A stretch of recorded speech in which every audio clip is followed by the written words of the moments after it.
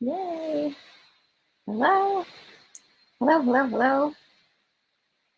How are you doing? Welcome, welcome. I don't think my internet is super great right now. Maybe it's okay. I'm in my daughter's room. My husband's in the other room today. We're lucky. Get to work from home today, which is nice. How are you all doing? I hope my signal's okay. Let me know if the signal's okay, because it looks not that great. Let me make sure. Can you see me and hear me okay, or is it bad?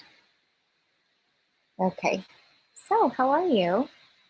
Today is just hangout time. We're going to hang out for about 15 minutes. If you have any questions about anything, let me know. I'd love to answer them. I'm just going to put my timer on for 15 minutes because I'm terrible at keeping track of time. We know this about me at this point. So, how are you? Hey, Sheila. I'm not sure. For sure, we're opening it. Sheila asks, when do we open the Eat to Live family next? Not exactly sure. I know that we're for sure going to open after the next 5-day challenge, which is going to be the first week of October. So you guys can sign up for the free 5-day challenge if you're interested. That's going to be starting October, what is that, the 2nd? Let me see. No, the 3rd. October 3rd through 7th is when we're doing our next 5-day challenge. If you guys are interested in those, you can sign up here at thewateringmouth.com/challenge. And then always right after the challenge, we open up the family again. So for sure, we're doing it then. But I was having an idea about messing with testing a very inexpensive trial to the family, like maybe a 5-day trial or a 7-day trial or something. This is all just an idea in my head. I haven't even really talked to my team about it yet, but we're considering that. And if we did that, it would be sort of hush hush, and we would do it only to the folks who are on the email list. So if you want to get on the email list, you can do that by signing up for anything we have, or you can just go to thewateringmouth.com/email newsletter, I think this might work too, wateringmouth.com/email. Or you could sign up here at the family, or you could go to, there's like so many things to sign up for, or you could do the main website and go get the free 5-day challenge. So I'm considering that.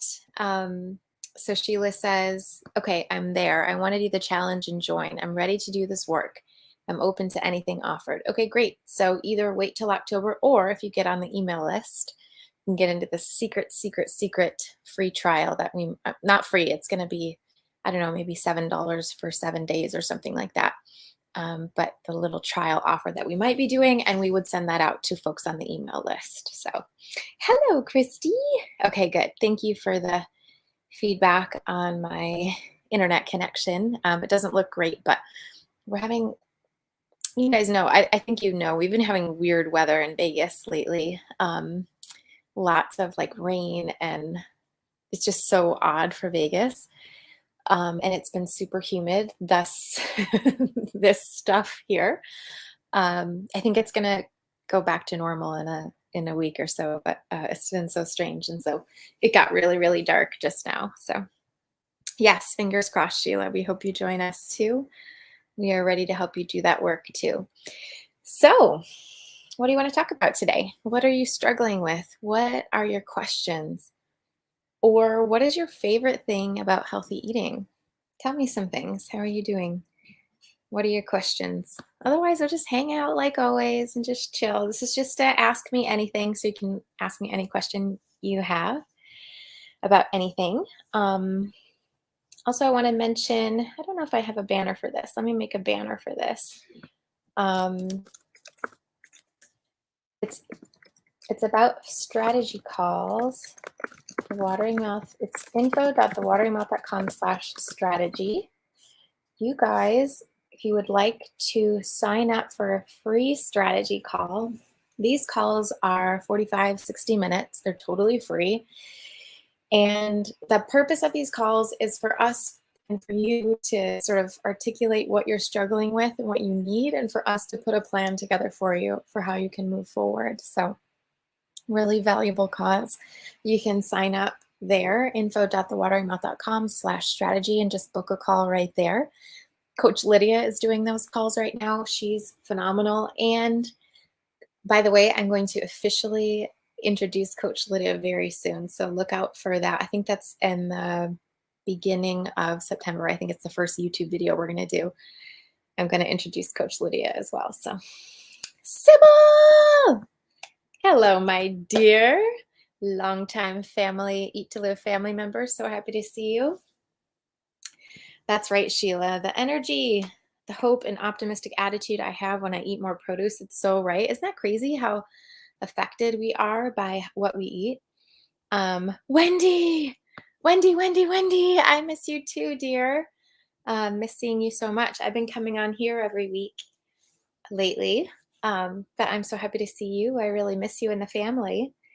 Okay, Sarah, I'm struggling with not snacking on the aggressive weight loss plan in week 4. Yes, that's a real low calorie, but still high nutrient and high fiber, high sort of bulk eating plan. But yeah, it can sort of bring out, especially when we're in those initial detox stages and things like that, it can kind of bring out the cravings monster, right?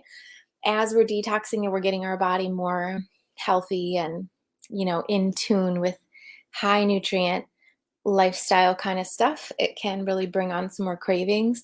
Things that we talk about in the Eat to Live family and my Eat to Live Academy and the Eat to Live Accelerator program, they're typically mindset techniques to get over the cravings, because there's 2 things that help us get over cravings. Number 1 is lots of nutrients and fiber, which is what you're doing automatically, Sarah, with the aggressive weight loss plan, because any of those plans are going to be nutritarian. So you're automatically getting a bunch of those nutrients. And as our body starts to store up nutrients and get enough nutrients and detox out some stuff, actually cravings will lessen.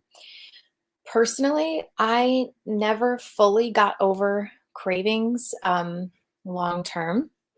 I'm working to get there. I believe this is a thing that happens that, as Dr. Furman says, once you've kind of detoxed enough, that cravings will go away in a way, right? I don't think they ever 100% go away. And so that's why we add the mindset piece of it too. So when I talk in my programs, what I talk about is we want a weight loss or healthy eating plan that relies on things that we have, like I like to say, on our person, right? Things that we have with us at all times. Like we don't want to have to use an app to lose weight. We don't want to have to go to meetings to lose weight. We don't want to have to do all this stuff that's like outside of us in order to lose weight or eat healthy. We want to be able to do stuff that we have with us at all times. That means when it's holiday season or we're traveling or we're stuck in a hospital for a while or anything happens, we can take our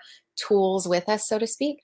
And so the tools that I use mindset wise, there's a couple of them. First, it's our thoughts, and then it's our feelings. So those are 2 things that we can take with us no matter where we go. So those are 2 huge techniques that we use in my program. And then the other one is physical. It's our hunger system. So hunger and satiety. And so we learn all about how to get in touch with that hunger system in our body. And when we use those 3 things, our thoughts, our hunger, and our feelings, and we get really good at using all 3 of those, planning out our meals, listening to our hunger signals, dealing with and processing our emotions when they happen. When we get really good at that and we've practiced it enough and repeated and practiced, and it's super repetitive, it's like learning the piano. Once we get good at that, no problems anymore. It's so much easier. And so these are skills that we want to put in. We want to embed these skills in ourselves, as well as embedding all those nutrients, right? So it's twofold there. It's getting really good nutrients, but then it's also using our innate ability to learn discipline. Everyone has this ability, our innate ability to learn discipline. And we just need someone to teach us how to do it. So that's what we do in my programs.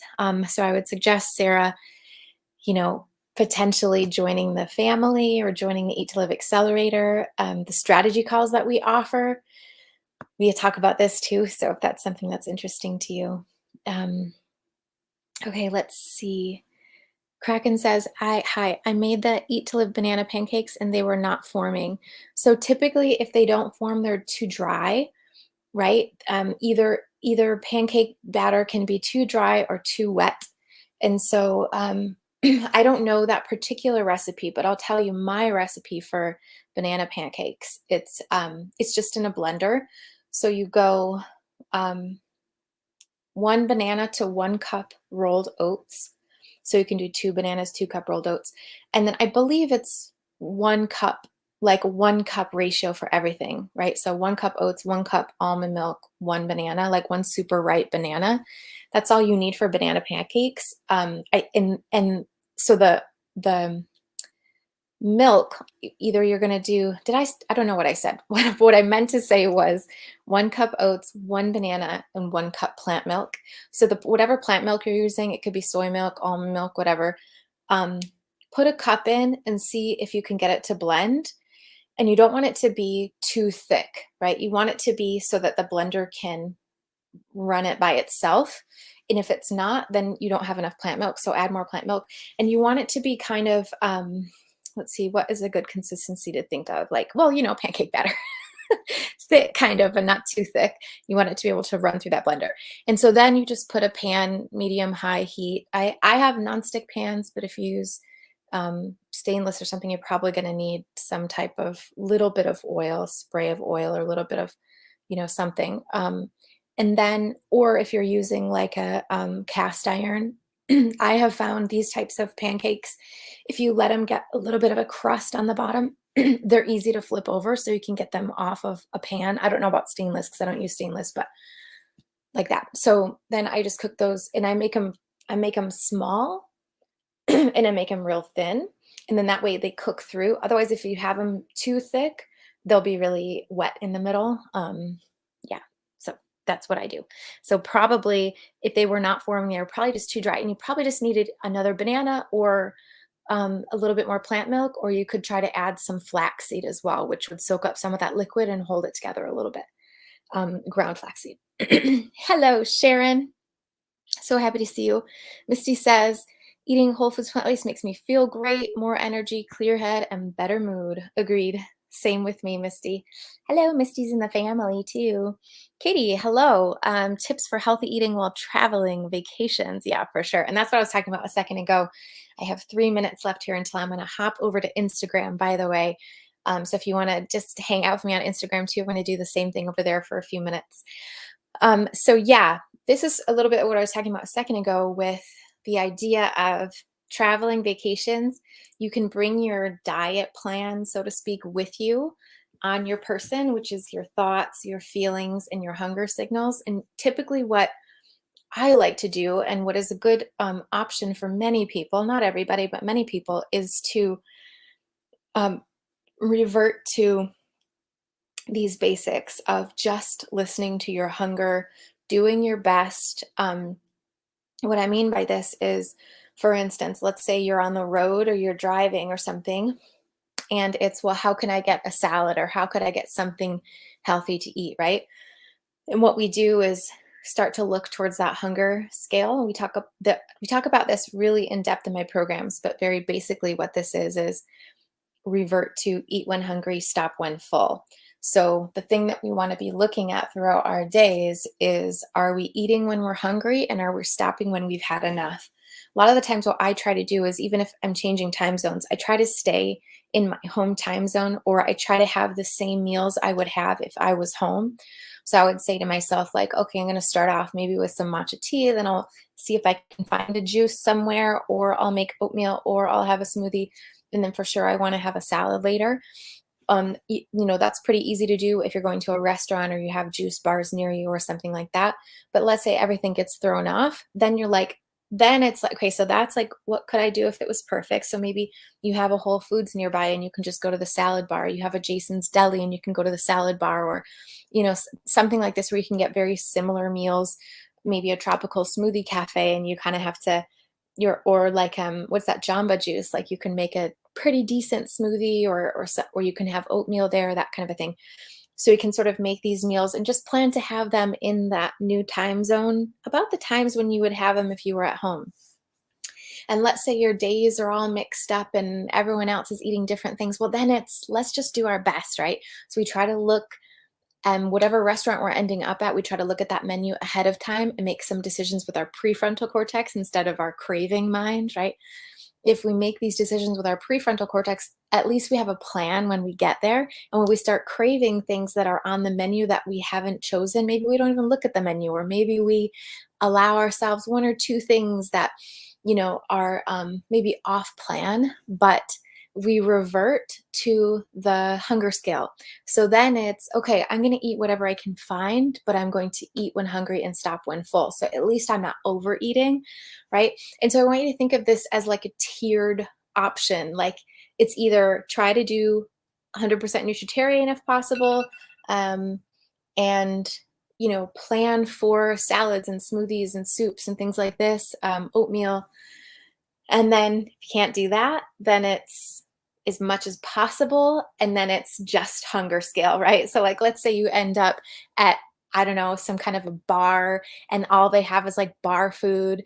Now it's just revert to the hunger scale, right? So I'm gonna have maybe some crappy food right now, but or I'm gonna try to at least get things without oil or without salt, or maybe I can try to find the hummus and vegetables or a salad perhaps, or if there's nothing, then maybe there's some type of a, I don't know, baked potato or a sweet potato or something. You can make sort of a beans and potato or something. You can make some kind of a meal out of some veggie sides and things like that.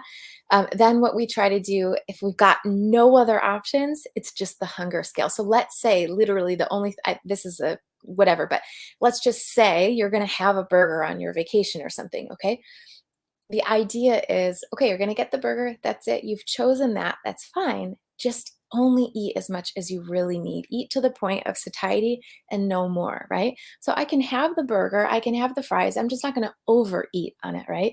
And I will only get dessert if I have room for it, kind of a thing. In this way, we can sort of like minimize the effects of this very off plan eating. And this might happen once or twice on your vacation or something. And maybe the other things you can get are healthy. And you come home and, maybe there's not a ton of damage done.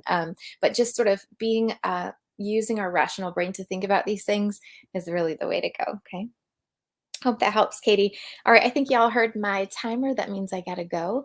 But I thank you so much for hanging out with me today. I'm gonna hop over to Instagram and do the same thing over there for 15 minutes. So head over with me if you'd like to hang out.